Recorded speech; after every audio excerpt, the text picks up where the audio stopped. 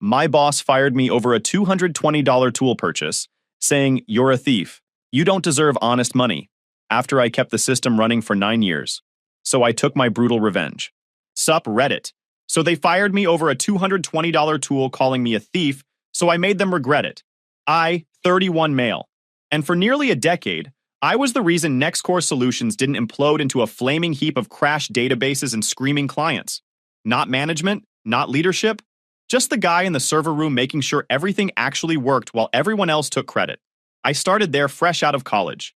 Small operations back then, maybe 180 people, systems held together with hope and desperation. I rebuilt their entire back-end infrastructure in 18 months. Created monitoring protocols that caught failures before customers noticed. Did the unglamorous work that keeps companies alive. Met Tessa year 3, back when she liked that I was stable.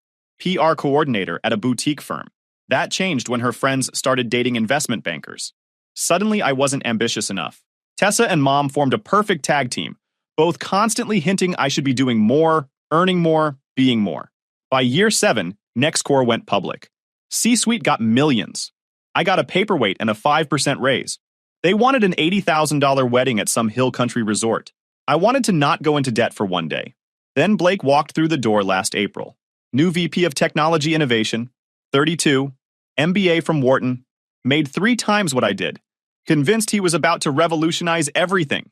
Here's the thing about Blake. He wasn't stupid. He was dangerous in the way stupid people aren't.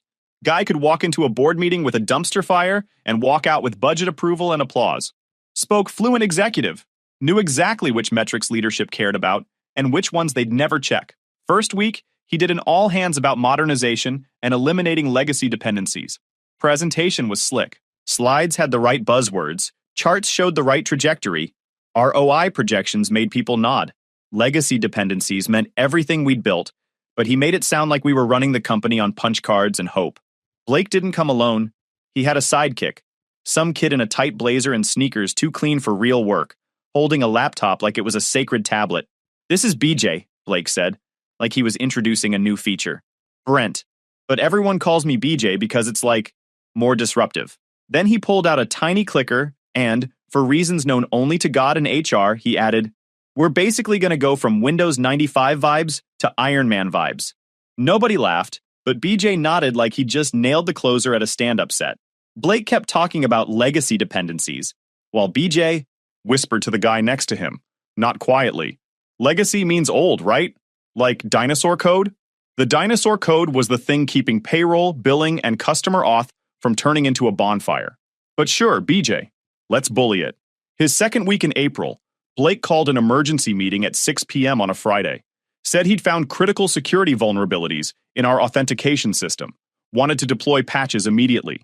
I asked which vulnerabilities. He pulled up a report from some automated scanner. Half the findings were false positives. The other half were configuration warnings, not actual threats. I explained this. He overruled me. The patches broke single sign-on for 3 enterprise clients. I spent that weekend unfixing his fixes while he attended some networking event downtown. Monday morning, he sent a company-wide email thanking the team for their rapid response. My name wasn't mentioned. His was in the signature block 3 times. Blake started one-on-ones in May, charming in small rooms. Remembered everyone's name except mine. Always called me Nathan Orchard, like it was one word, like I was a ticket number. Pulled up my architecture diagrams, squinting like they were hieroglyphics. Asked what happens if I leave. I told him everything's documented. He said we'll see about that.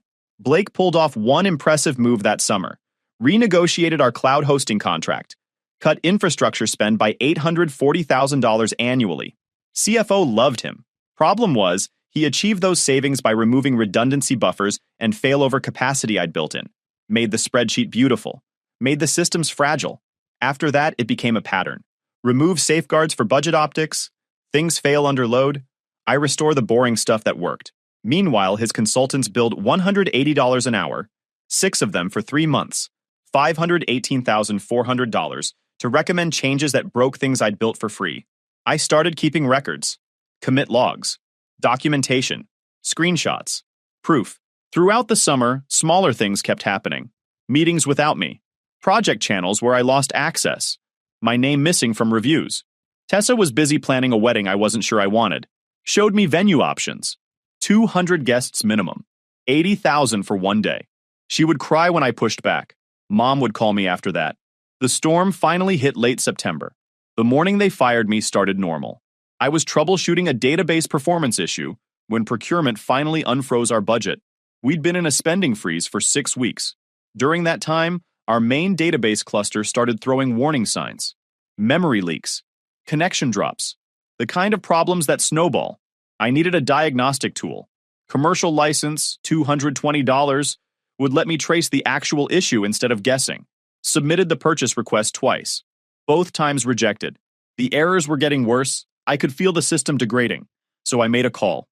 Bought the tool on my personal card, installed it, found the bug in 90 minutes, fixed it before clients noticed, submitted the expense report with full documentation. That was my mistake, not the purchase. Assuming that preventing a disaster would matter. Blake showed up at my desk like he was about to present me with an Oscar for most violations of policy. Behind him was security, and BJ stood there clutching a manila folder like it contained nuclear codes. He looked at my expense report and squinted like he was decoding ancient runes.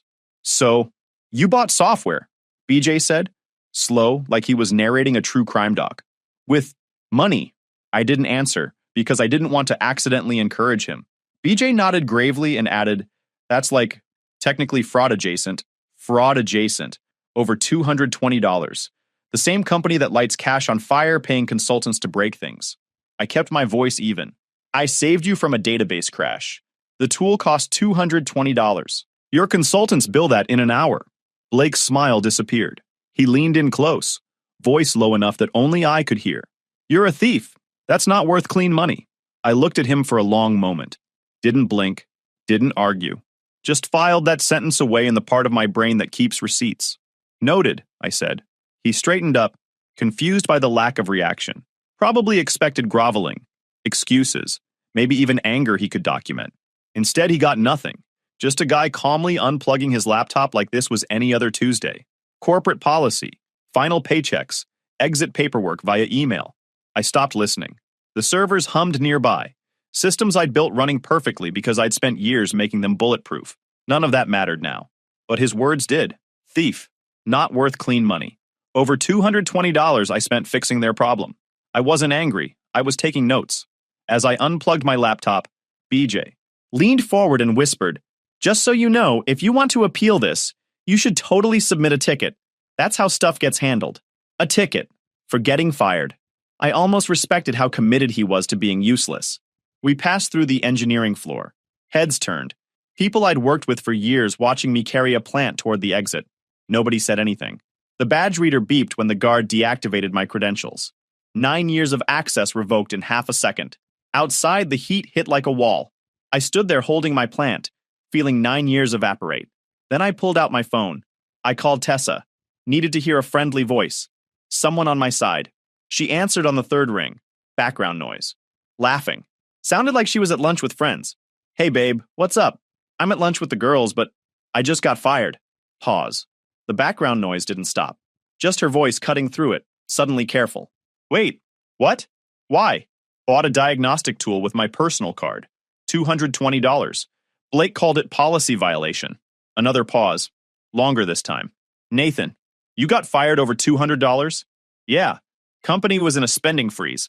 I saved them from a database crash and, oh my God. Her voice shifted. Not sympathetic, embarrassed. Sabrina, I'll call you back. Muffled sounds. She must have stepped away from the table. Nathan, are you serious right now? You couldn't just wait for approval? There wasn't time. The system was failing. So you broke company policy and got yourself fired. That's what you're telling me. The tone.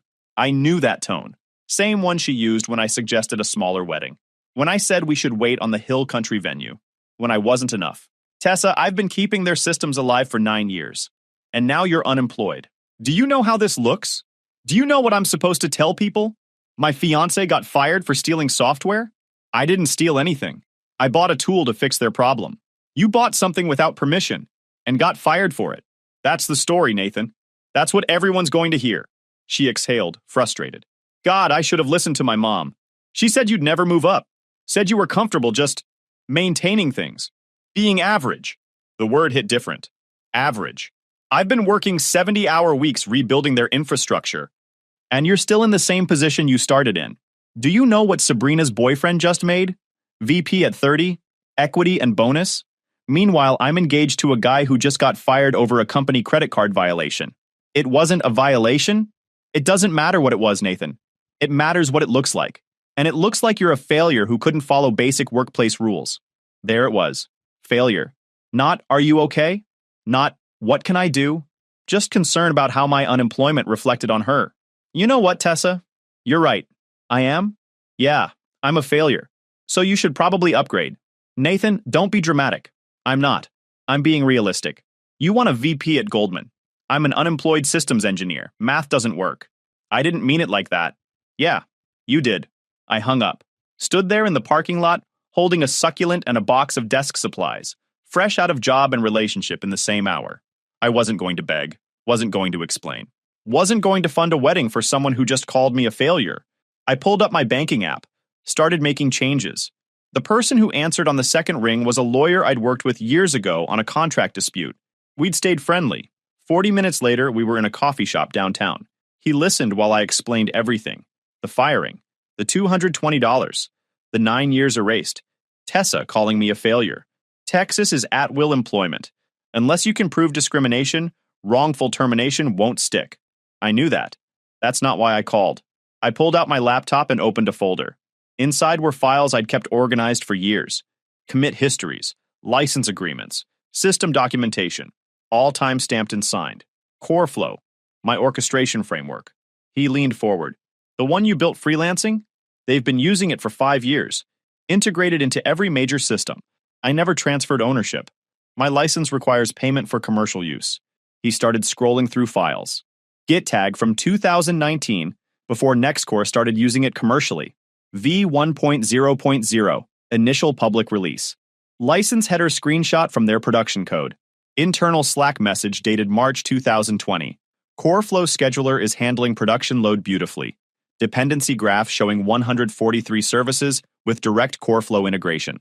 Telemetry clause from my license allowing me to collect anonymized usage metrics for compliance verification. His expression changed from skeptical to impressed. About 8 billion API calls per month. All logged, all traceable. He shook his head. Their exposure is catastrophic. Damages, injunction risk, and a rebuild timeline that could sink them. Conservatively, 4.2 million in licensing violations. Something settled in my chest. Not excitement, just certainty. They thought firing me was the end. It's the beginning. He smiled.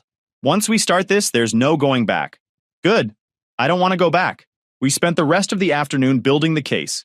Every piece of evidence organized. Every violation documented. By the time we finished, the sun was setting. Give me a week. Demand letter drafted. But this is going to get ugly. They made it ugly when they walked me out like I stole something. I went home that evening to an empty apartment. Tessa was at her mom's for the week. That night I did something I hadn't done in years. Slept 9 hours straight. No alerts, no dashboards, no responsibility. When I woke up, I separated my finances like I was prepping for a deposition.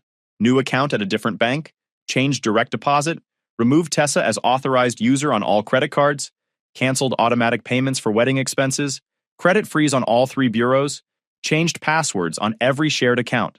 The apartment lease had my name only, my signature only. Then I emailed every wedding vendor where I'd signed anything. Subject line, withdrawal of authorization for charges. Kept copies of everything. I didn't ruin her life. I just stopped funding it. The difference matters in court. The first consequence hit Tessa on Wednesday. The ring was next. Not a conversation, not a meetup, not, let's talk. I sent one email. Return the ring by Friday. Tracked shipping. Signature required. Engagement ring is a conditional gift. Weddings off. Conditions off. She tried to turn it into a debate. I kept it administrative. 2 days later, it showed up in a small box like it was trying to pretend none of this happened. My phone rang at 2:47 p.m. Tessa. I almost didn't answer, but I wanted to hear this. Nathan, what the heck is going on? Her voice had that edge it got when things weren't going according to plan. The venue just called me. Your card declined. They said your number's disconnected and your email bounced. They need payment by 5 p.m. or we lose the deposit and the date. Okay. That's all you have to say? Nathan, that's $12,000. The wedding's in 4 months. I need you to call them and fix this. Not my problem anymore. Silence. Then her voice dropped. What are you talking about? You called me a failure yesterday. Said I'd never move up. Said your mom was right about me being average. So I'm giving you what you want. Space to find someone better. Nathan, I was upset. I didn't mean... Yeah, you did. And now you can figure out the venue on your own. Maybe ask one of Sabrina's VP boyfriends for help. Are you seriously doing this right now? Over one conversation? Over 9 years of conversations. This was just the last one. Her tone shifted. Panic creeping in. Nathan, I don't have $12,000. My credit card won't cover it. If we don't pay by 5, we lose everything. Please. We can talk about this after. Nothing to talk about. Wedding's off. Relationships off. Good luck with the venue. Nathan, I hung up. Blocked the number. She tried calling from her mom's phone, her office line, 2 of her friends' numbers. Watched them all go to voicemail. Saved every single one. By 5:07 p.m., the venue had released the date and kept the deposit. Someone else booked it within 48 hours. Her Instagram story that night was a quote about toxic people and financial mistreatment. 3 friends commented support. Everyone else stayed quiet. They'd all met me. They knew. Then I checked my personal monitoring system, the one built into CoreFlow's license agreement. Real-time telemetry on how my framework was being used. The graphs glowed. API calls flowing. Data processing. Everything running on code I'd written. For years, that pulse belonged to Nextcore. Now I realized it had always belonged to me. They thought they owned everything I built. They were about to learn the difference. The demand letter went out Monday 9 a.m. My lawyer sent it certified mail and email to Nextcore Legal, Blake, the CEO, the CFO, and 3 board members. Subject: formal notice of commercial IP infringement and licensing violation. Litigation hold. My lawyer and I spent the previous Friday afternoon assembling the final case file. His office downtown, conference room with whiteboards, 3 monitors, and enough coffee to fuel a small army. The evidence was clean. Copyright registration from 2019, predating Nextcore's commercial use of the framework. Git repository with commit history, dating back to 2018. Public release announcement on Hacker News, archived. Dependency graph showing 143 services with direct CoreFlow integration, another 180 with indirect dependencies. Industry standard licensing rates, $180,000 to $400,000 annually for enterprises their size. CoreFlow's usage would have cost them $840,000 per year if they'd licensed it properly. 5 years of usage, 8 billion API calls monthly. Conservative estimate, $4. $2 million in licensing fees they should have paid. The demand letter was surgical. CoreFlow development history with GitHub timestamps predating their commercial adoption. My documented ownership through copyright registration. Their usage, 8 billion monthly API calls across 143 production services. Industry standard licensing calculation. The number, $4,217,840. Payment terms, 30 days from receipt. Wire transfer to escrow account. Failure to comply would result in federal copyright infringement lawsuit and injunctive relief to cease all CoreFlow usage immediately. By 10:30 a.m., my lawyer had received 4 calls from their counsel, all claiming work-for-hire doctrine. He sent the Git repository timestamps proving I built CoreFlow before Nextcore ever used it, the original public release announcement, and my copyright registration certificate. They went quiet. By noon, the letter had leaked internally. Engineers doing math. $4. $2 million was 12% of their annual infrastructure budget. The week after the demand letter, Nextcore's infrastructure started failing in predictable ways. Blake's consultants were still there, still modernizing. I watched through telemetry as they refactored code, removed redundancies, simplified architectures. Each change looked smart on its own. Together, they were dismantling the safeguards that kept everything stable. The first major incident hit on a Friday at 11:47 p.m. SEV0 declared. Database cluster experiencing cascade failure. Customer-facing dashboards returning errors. Transaction processing grinding to a halt. Junior engineer posted in the incident channel at 12:31 a.m. Does anyone know why this validation loop existed? We removed it during optimization sprint. She pasted a link to one of my old architecture documents explaining exactly why that loop prevented race conditions. Blake's response: we need an executive summary of the situation for the leadership update. The database was actively corrupting customer records, and this man wanted PowerPoint bullets. The outage lasted 3 hours. They finally rolled back the changes at 2:47 a.m., not because Blake approved it, but because their VP of customer success called the CEO directly after their biggest client threatened contract termination. SLA penalties from that night. $180,000 across 4 enterprise clients. Stock dipped 2% when markets opened Monday. Monday morning, all hands, Blake presented it as a learning opportunity. Didn't mention whose code they'd removed. Didn't mention whose documentation they'd ignored. Meanwhile, NextCore's response to the demand letter came in waves. Phase 1. Denial. Wednesday afternoon, their general counsel sent 8 pages explaining why my claim had no merit. Work-for-hire doctrine. Employment agreement clauses. Company policy.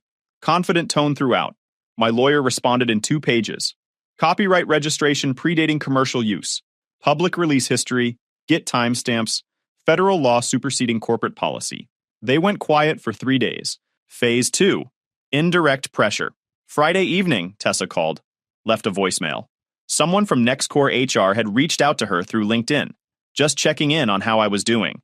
Real concerned citizen energy. I forwarded the voicemail to my lawyer. He added it to the evidence file under intimidation tactics. A former colleague texted saying he'd heard through the grapevine that I was making trouble, and it might affect my reputation. I asked who told him that. He went silent. Tuesday afternoon, someone from NextCore HR called me directly. Said they'd been reviewing my termination and thought there might have been procedural oversights. Would I be interested in discussing a consulting arrangement? I asked if my lawyer could join the call. She said maybe we should keep it informal first. I said all communication goes through my attorney. She never called back. Phase 3. Blake's personal campaign. Blake tried to.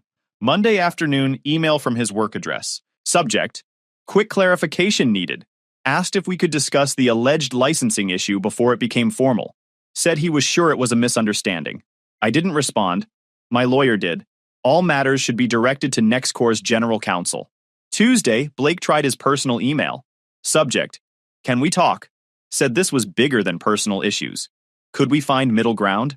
My lawyer replied, Mr. Orchard will not be engaging in direct communication. Please cease contact. Wednesday, LinkedIn message. Talked about seeing my consultant profile. Said my work was impressive. Mentioned potential collaboration opportunities. Like the licensing dispute didn't exist. I left it unread, visible, but ignored. Thursday afternoon, Blake called my lawyer directly. Tried the attorney-to-attorney approach. My lawyer explained that reasonable solutions involve paying licensing fees. Blake asked what I'd accept to make this go away quietly. My lawyer said, the number in the demand letter. Blake's tone shifted. Started talking about how this would hurt the company, hurt employees, hurt customers. My lawyer pointed out that Blake had created the situation by firing me. Blake hung up. The following week, a mutual connection reached out. Said Blake had contacted him asking for an introduction to clear the air. I told him Blake fired me over $220 and was now facing a licensing lawsuit. Nothing to clear up. Blake went silent after that, until the text message came later, after everything was decided. The public leak.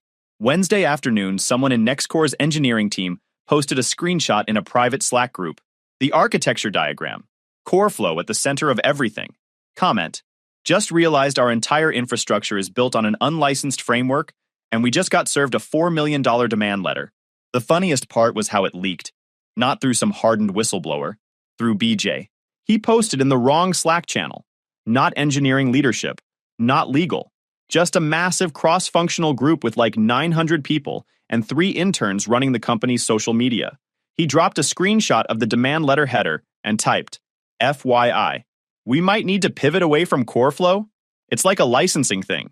But don't worry, legal is aligned. Legal is aligned is what people say right before disaster eats the building.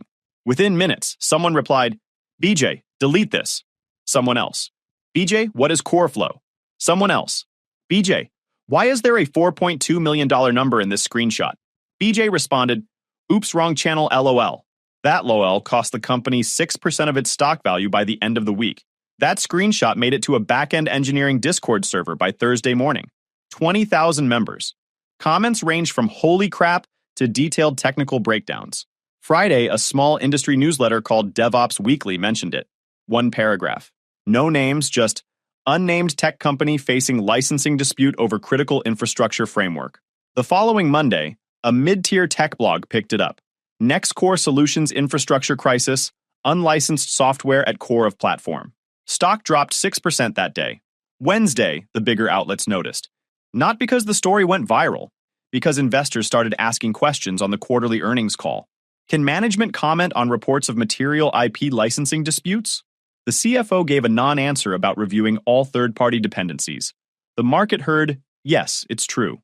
Stock dropped another 4% Thursday. That's when the board went into emergency session. Meanwhile, something else was happening that I didn't expect. NextCore's engineering team was trying to rewrite CoreFlow. Not publicly announced. Just a quiet emergency project Blake had greenlit the day after the demand letter arrived. My lawyer's contact on the inside sent updates. They'd hired 6 contractors, senior engineers, each billing $200 an hour. Blake told the board they could have a replacement ready in 90 days. For the first time since this started, I felt actual concern. 90 days wasn't impossible. CoreFlow was complex, but not magic. A good team with proper motivation could reverse engineer the core functionality and build something adequate. Not perfect, but functional enough to argue my framework wasn't critical. If they pulled it off before settlement negotiations, my leverage evaporated. Week 2, their replacement was handling 30% of production load. Performance metrics looked acceptable. Not great, but acceptable. I stopped sleeping properly. 3-4 hours a night. Kept checking telemetry, watching my leverage slowly erode as their rewrite progressed. Then week 3 happened. Their replacement crashed under full production load. Not a graceful failure, complete cascade collapse. Took down their entire data platform for 4 hours. Their biggest client, Fortune 500 financial services company, couldn't process transactions. SLA penalties, $340,000. The issue? Their rewrite worked fine for normal operations, but couldn't handle the edge cases I'd spent 5 years discovering and fixing in CoreFlow. The boring, invisible stuff that only matters when everything goes wrong. Their lead contractor quit the next day. 3 others followed. The rewrite project died. My lawyer got the update from his inside contact and called me immediately. They're done. The replacement failed and they're out of time. Settlement negotiations are starting tomorrow. I slept 8 hours that night. First time in weeks. Friday morning, NextCore's board held an emergency session. My lawyer had a contact inside who fed him details. The numbers were bad. $4.2 million demand, but real exposure closer to $40 million in lost revenue if they had to rebuild from scratch. 18 months minimum. And if this went to trial, statutory damages could hit $21 million plus legal fees. Someone finally asked the question that mattered. Whose decision was it to fire the person who owns this framework? All eyes turned to Blake. He tried deflecting, said the termination was standard policy, said he'd inherited infrastructure problems. The board chair cut through it. Did you know about CoreFlow's licensing status before you terminated Mr. Orchard? Blake hesitated. Fatal mistake. I was aware the framework existed, but not the licensing implications. Translation. I knew we were using his code. I fired him anyway. The CFO piled on. Blake's team had been removing safeguards, causing outages, SLA penalties over $2 million. Stock decline. Customer complaints. Someone said it plainly. We fired the only person who understood our infrastructure and now owe him $4.2 million. Do I have that right? General counsel confirmed. Blake was placed on administrative leave that morning. Discovery preparation later surfaced the key email. Blake to the CEO 3 weeks before my firing. They needed to reduce headcount. I'd been there forever, salary too high, not adapting to new direction. CEO responded that I was reliable, though. Systems never break. Blake's reply, anyone can maintain working systems. We need innovators, not caretakers. Anyone can maintain working systems. That sentence alone was worth $4.2 million. By this point, 4 senior engineers had quit. Tech blogs were running Exodus stories. Their outside counsel didn't call to negotiate anymore. He called because the board had given him a number they could afford to lose, and it was lower than what a federal trial would cost them. Blake's final message. Then came the direct contact. Thursday afternoon, Blake called me from his personal number. I almost didn't answer, but I wanted to hear it. Nathan, can we talk? Man to man? You fired me over $220. Nothing to talk about. I know. But this is bigger than that now. You're going to destroy the company. People are going to lose their jobs. Our customers. You should have thought about that before you walked me out like a thief. I made a mistake. I'm admitting it. What do you want? An apology? I'll apologize. Publicly if you want. We can work this out. We can find a number that works for everyone. The number's in the demand letter. Nathan, come on. Be reasonable. $4 million? For software you built years ago? You're better than this. That's when I heard it. Not remorse. Fear. He wasn't apologizing for what he did. He was scared of what I was doing. I kept your systems running for 9 years. You called me a thief. Said my work wasn't worth clean money. Now you're begging. I never said... You did. You just didn't say it out loud. Anyone can maintain working systems, right? That's what you told the CEO. Silence on the line. Have your lawyers call my lawyer. I hung up. Blocked the number. Blake's employment was terminated October 31st. Press release cited strategic realignment of technology leadership. No severance beyond contractually obligated minimum. Board vote was unanimous. My lawyer texted me the update November 1st. He's gone. They timed it for the earnings call. Very corporate. I was hiking when I got the message. Stopped on the trail, read it twice, then kept walking. Good. Mom tried her play the following week. She'd been calling since the next core story hit tech news. I hadn't answered. She escalated to family group text. Cousins, aunts, uncles, 23 people. Nathan's being unreasonable about Tessa and the wedding. After everything we've done for him, this is how he treats family. Someone needs to talk sense into him. My cousin shut it down fast. So you wanted him to go into debt for a party? He got fired, and you're mad he stopped paying for an $80,000 wedding? My uncle. $80,000? For one day? My aunt. He lost his job, hired a lawyer, and you're upset he can't fund a wedding? Are we hearing this right? Mom tried the family values angle. Nobody bit. She left the group chat the next day. 2 weeks later, she called. Your cousin made me realize something. We pushed you too hard. Made you feel like you weren't enough. I'm sorry. Yeah, you did. I thought we were helping. You weren't. You spent 9 years comparing me to people you didn't even know, making me feel like I wasn't enough. So we're done. Nathan, don't be dramatic. Not dramatic. Just done. Lose my number. I hung up. Blocked her. Haven't spoken since. Don't plan to. Turns out when you stop caring what someone thinks, they stop mattering entirely. The real negotiation started after the board meeting. Not about the amount. They'd accepted that reality. But how to pay it without admitting what it was. They tried structuring it as consulting fees. Tried adding NDAS and gag orders. Tried making me available for tech support. My lawyer shut down every creative attempt.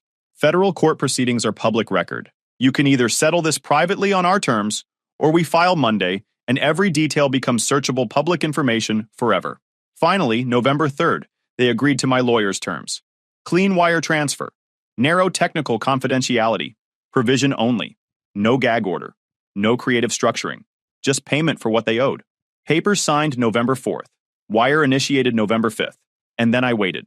Friday, November 5th, 3 p.m., my lawyer sent confirmation that the wire had been initiated. Amount: $4,217,840 plus $43,200 in interest and fees. Total: $4,261,040. But initiated doesn't mean cleared. Bank compliance departments treat million-dollar wires like potential money laundering. Verification process. Source confirmation. Fraud screening. During that week of waiting, the rent came due. First month without income. I'd been unemployed for 6 weeks. Savings account had $8,200. Rent was $2,400. Legal fees were piling up. My lawyer was working partially on contingency, but there were still court filing fees, expert witness deposits, research costs. Another $3,000 due that week. I paid rent, paid legal costs. That left $2,800 in my account. If the wire didn't clear, I'd have to ask my lawyer for an extension on fees. Maybe find contract work fast. Maybe borrow money. The confidence I'd been showing? Fake. I was 6 weeks away from broke if this fell through. Tuesday, 11:47 a.m., my phone buzzed. Bank notification. Deposit cleared. $4,261,040. I stared at the number. Every invisible hour. Every late-night fix. Every system nobody acknowledged. All of it right there. I didn't jump around. Didn't call anyone except my lawyer. Just sat at my desk and verified everything 3 times. Called the bank's fraud department. Confirmed the wire was legitimate, not a reversal risk, fully cleared. They put a note on the account flagging it as verified legitimate business transaction. Sent confirmation to my lawyer. He sent back the escrow release authorization and final licensing agreement. Both parties signed. Matter closed. Then I sat there for 20 minutes, just breathing. The $220 expense report was still in my files. I pulled it up, printed it on photo paper, put it in a frame. Next to it, I printed the wire transfer confirmation, both documents side by side on my desk. Some people keep trophies. I keep reminders of what I survived. Called my financial advisor. Set aside taxes, about $1.3 million. Paid off everything with my name on it. That left about $2 million for building something new. Tessa tried calling from different numbers. Voicemails about making mistakes, being sorry, wanting another chance. Deleted without listening. Changed my number 2 weeks later. Mom tried reaching out through a cousin. Said she was proud of me. Wanted to reconnect. I told my cousin to tell her I appreciated the sentiment, but needed space. Indefinitely. Filed paperwork for Core Flow Solutions LLC within 2 weeks. Hired 2 engineers I'd known for years. Both overlooked at previous companies. Both got paid better than I ever was at NextCore. NextCore remained a client. They hired a new CTO in January. Actually competent. She'd email with questions, always respectful, always processed invoices on time. Signed a long-term licensing agreement. $600,000 annually for unlimited core flow usage. Plus, consulting at $400 per hour when they needed expertise beyond basic support. The company that fired me over $220 now pays me 6 figures a year to keep their systems running. Same systems. Same code. Different respect. Blake resurfaced 8 months later. LinkedIn message about potential collaboration. I didn't respond. A month after that, I heard he'd applied to 3 companies where I had contacts. Each one asked for references. I confirmed his employment dates and declined to elaborate. They drew their own conclusions. One afternoon, a young engineer called. Voice shaking. Kid named Kyle. Said they just fired him for buying a monitoring tool. $180. Found my story online. He asked if I was scared when I started. No, I was tired of being scared. There's a difference. Kyle works for me now. Getting fired was the best thing that happened, not because of money or revenge, because it forced me to value my work properly. If you enjoyed this video, please hit that subscribe button. It really helps the channel and help us bring you more and better stories. Thanks.